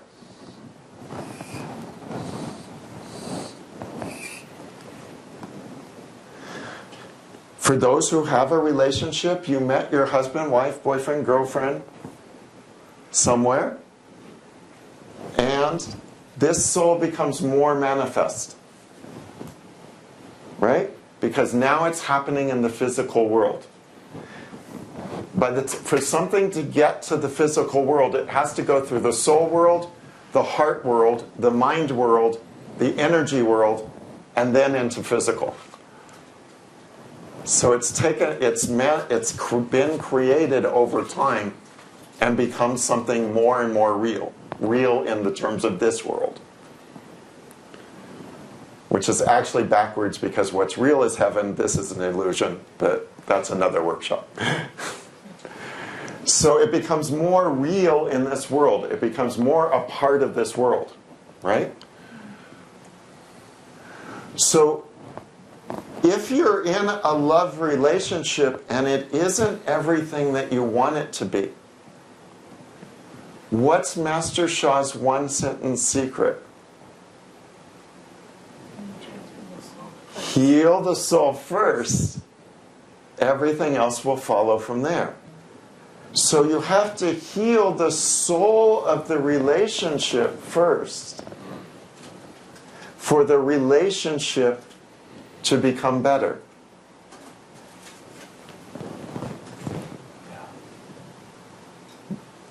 This soul, this little soul here of the relationship might look more like this.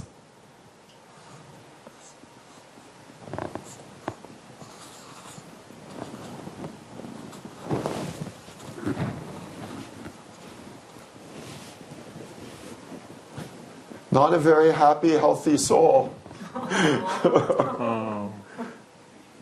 You know, you want a plump Buddha soul.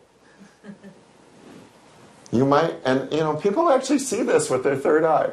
I mean, if I've never done it before, I've done readings on people's souls. I've never done a reading on the soul of their relationship, what it looks like. But now that I'm thinking about it, I'm starting to see images. And it could be that the soul is really needing a lot of nurturing, a lot of love.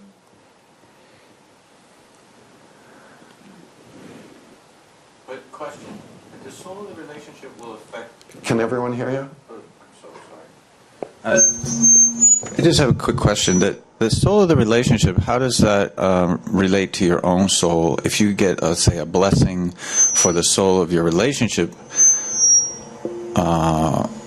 because that relationship was formed based on your thoughts, as you said, and your emotions, and attract that other person, would there be positive influence if you heal the soul of your relationship? It should also affect some of your... Every relationship that you're in affects you. Right? So if you have healthy relationships all around you, you have a healthy, happy life. If you have sick relationships all around you, you do not have such a happy, healthy life. Think about people who work in what they call toxic work environments. Yeah. That takes a toll. People end up with greater sick leave, end up getting more chronic life-threatening conditions. Every relationship we're in. So especially your love relationship, it's going to affect you. The health of this soul is going to affect you. And you're going to affect the health of that soul.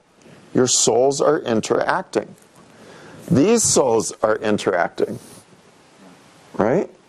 So we have some people in our teaching that are really following their spiritual path, whereas their partner may be going in a whole opposite direction, going more and more into darkness, and you're trying to go more and more into light. That's going to make this soul very frazzled, right? Because it's getting pulled apart.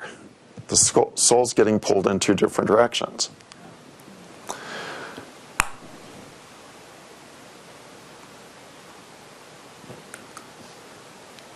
It's very important for all of us who are studying a spiritual path, and I don't care if it's Buddhism, Taoism, Hinduism, Christianity, Master Sha, John of God, Dalai Lama, it doesn't matter.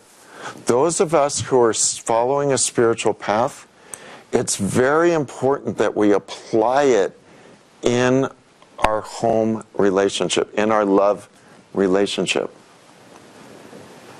That we apply the same wisdom that we would to healing ourselves, to healing our relationship, to caring for our partner. You know, I remember many times Master Sha saying,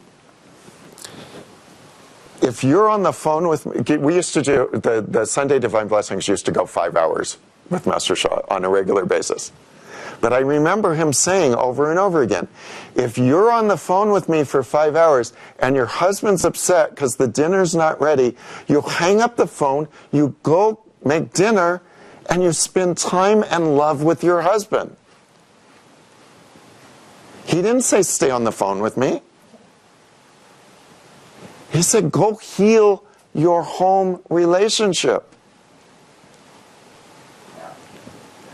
One of the things that I've seen a lot with students that I've worked with, and it happens in every teaching. So I'm not singling Master Sha out, because I'll tell you, I saw this in, as much as I've seen other students in different teachings, I've been with 12 different masters. It happens, as much as I can see, it happens in every one of them. Why does it happen in every one of them? Because there's human beings in every one of them. And human beings tend to behave kind of the same no matter where we go, because we have the same karmic blockages wherever we go. So what happens is this. Somebody has an unhappy home life. Things aren't good with their partner, their husband or their wife. Then they find a spiritual teacher, And they're like, oh, this is the way. This will bring me health and happiness, and my life will be wonderful. I'm just going to follow this teacher. But this deadbeat is dragging behind me and won't go with me and is so unenlightened, and I'm so mad at them. Because they didn't have a good because that was what they were saying about their husband or wife before they met Master Sha. Now they're saying it about their husband and wife after meeting Master Sha. Only now they make it the teacher's responsibility. It's like, well, Master Sha's teaching did this. I'm spending so much time here. I'm spending so much money here. My husband's upset, and my marriage isn't happy. Some people are doing that. It's not a skillful application of the spiritual wisdom that's being taught. Master Sha certainly never taught anyone, do this. In fact, quite the opposite. But it happens. The same thing happens with money. Somebody sees a spiritual teacher, and they've had money problems all their life. But then they go to a spiritual teaching, and they're like, oh, that teacher took all my money. It's like, you know what? If you had money karma before you met your spiritual teacher, and right now I'm not talking about Master Sha, I'm talking about another teaching I was in. If you had money problems before you met her, and you have money problems now, you cannot blame your money problems on her. Does what I'm saying just make sense? Yes. So what happens is, instead of healing them and applying the spiritual teachings to ourselves to heal what's not right, we use the excuse of that to neglect our relationship. Our relationship becomes even worse. And then we say, it's because I'm doing spiritual work. Our minds have it very confused. Our soul is not saying that. The true soul, that's part of the Tao, is not saying any of that. The true soul that's part of the Tao says, let's settle down, let's forgive everything, let's just have love, let's have love and compassion for the husband, for the wife, let's have love and compassion for the finances, let's learn, let's grow, let's become more filled with light, more filled with love, more filled with the 10 Da qualities. Love, forgiveness, compassion, light, harmony, humility, harmony, flourishing, gratitude, service, enlightenment. That's what the soul's saying. The minds get us confused. They twist things around a little bit. So what Master Sha is saying, and you can read this in, don't take my word for it. Read it in Soul Healing Miracles. Read it in Divine Transformation. Read it in, those are probably the two where it's most clear. Where Master Sha says, heal your soul, heart, and mind. Heal the soul, heart, and mind of your relationship. Heal the soul, heart, and mind of your family. Heal the soul, heart, and mind of your community, of your nation, of your world.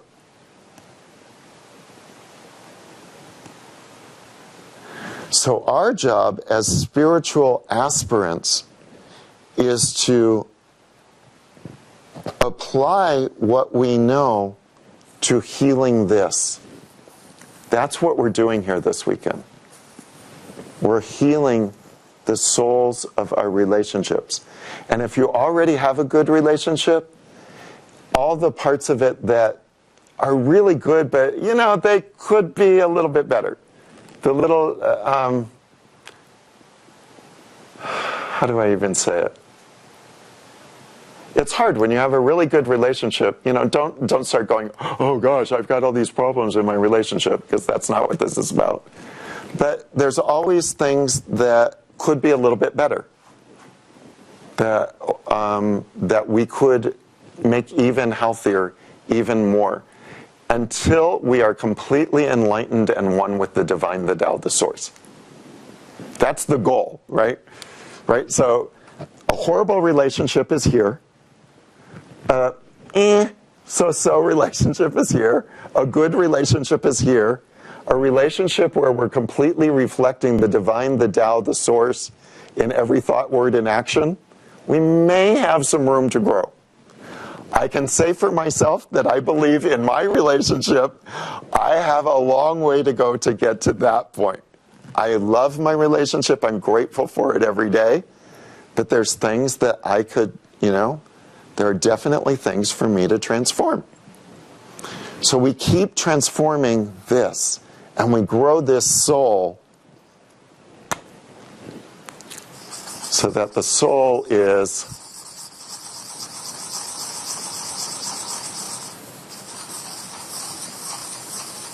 sitting way up here in the crown chakra and just huge.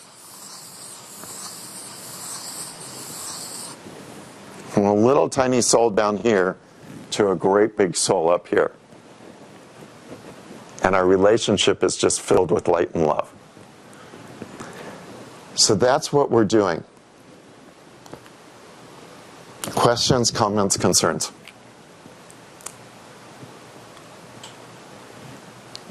Makes sense to everybody? Anything in the chat room I should hear about?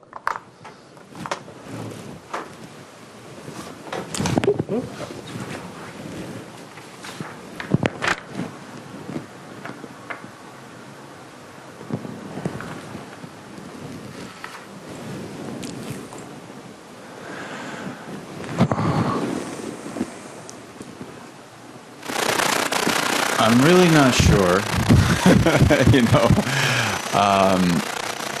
I will read a little bit of what Master Janine wrote.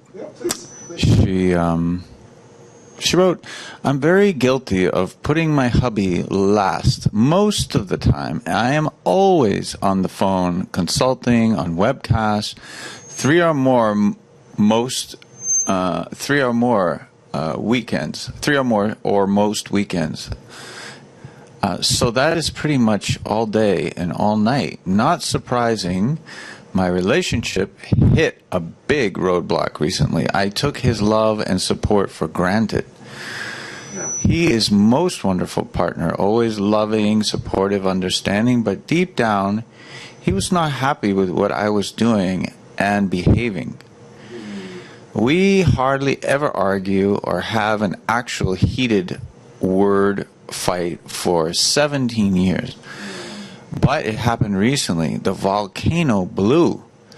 So I realized I must bring more yin-yang balance into my life, into our life, and nourish this relationship. Challenging when a certified master teacher, and I love what I do. I love connecting with people and serving them and client consults, love webcasts and learning and being in the field." But then she adds, "balance required." Yes. Thank you so much for sharing that. I really, Master Jen, I really feel your heart in that so much. And I feel all the levels of that. You've got a wonderful, supportive husband. And you're trying to serve in the best way you know how, spiritually. I really hear you and feel you. And I think it's illustrative for all of us. Here's what I know in my own life. I know that there is, actually in every job I've been in, there's always pressure and stress to do more and to accomplish more and to make more happen. And I always want to, right? I'm always, when I work, I'm pretty dedicated in my work.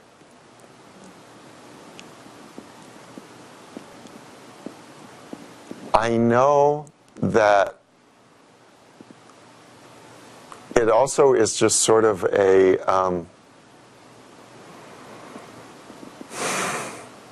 natural thing that happens with organizations. That it's just with life that They always want more. They're always more. What I know for myself, I do much better work when I am in balance and harmony. When I take time to decompress and to step away from the responsibilities that I've taken on, to just take care of myself, my relationship, to create happiness and harmony within myself, within my home. I kind of guess that's true of, I shouldn't say I kind of guess. I've worked with thousands and thousands of people. In my impression of working with thousands and thousands of people, I am not alone in that. One of the things we have to do is prioritize taking care of ourselves. Even Master Sha had to close the gate and say, I need to go into deep meditation, to go into the stillness. Jing Ding Wei Ming. He teaches it in Tao Tu. You have to go into the quietness, to go into the stillness, to go into the wisdom, and go into the enlightenment. You can't do it when you're on the phone every day, all day long. Busy. So we need to take time out. As you said, balance is essential. We need to take time out to heal and nurture, even when we have a great husband. We need to remember to nurture it. For me, the metaphor that keeps coming up this week is a garden. If you don't water the garden, the flowers die. You may have the most beautiful garden in the world, but if you don't care for it and tend to it and give it love, it won't continue to flourish. It can't. Okay. So, let me just close your eyes for a moment, please.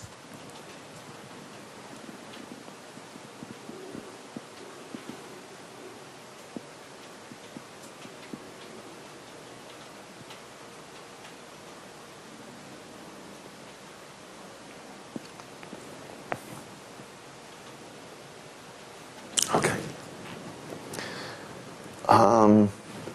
Let's bring the calligraphy up. We have a very special calligraphy here at our center.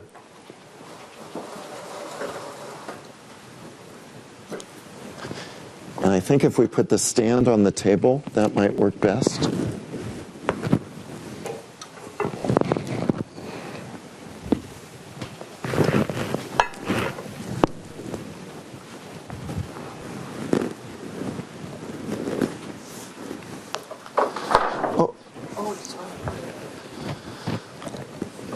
I'm going to adjust the legs.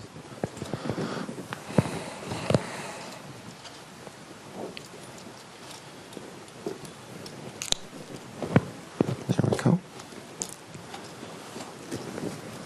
If you can adjust it, can you read? I got it? Okay. Perfect.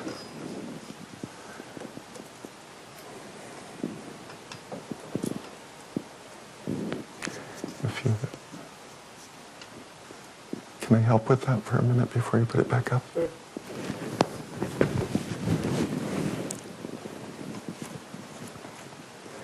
I think the person who designed it thought that it should go this way and those will catch the root.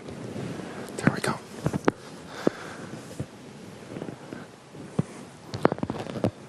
Okay. Oh, you can let it hang. That's okay. That'll be okay. Thank you. Thank you for your love and care. Okay. So this calligraphy is Da He She, greatest harmony. What do we want in our love relationships?